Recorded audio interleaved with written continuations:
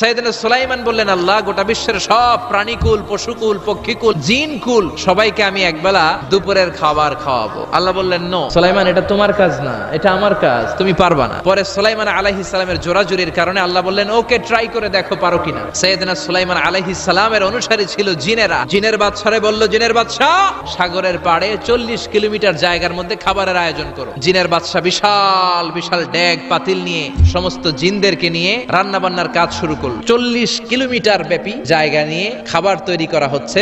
সব যখন রান্না শেষ, চলে এলো সেই মহেন্দ্রক্ষণ। ইন দ্য মিন টাইম সাগরের ভেতর থেকে এক বিশাল আকৃতির তিমি মাছ হা করে ডেকে বলল, সুলাইমান, খাবার দাও। উনি ঘোষণা দিলেন, যাও, এটারে খাবার দাও। তিমি মাছ বিশাল বড় হা করে বসে আছে সাগরে। জিনের বাদশা খাবার দিতে লাগলো। 1 কিলোমিটার শেষ, 5 কিলোমিটার শেষ, 10 কিলোমিটার শেষ, 40 কিলোমিটার শেষ। এখনো তিমি মাছের মুখ হা করা আছে না নাই? সাইয়েদনা সুলাইমান সিজদায় পড়ে গেলেন। আল্লাহ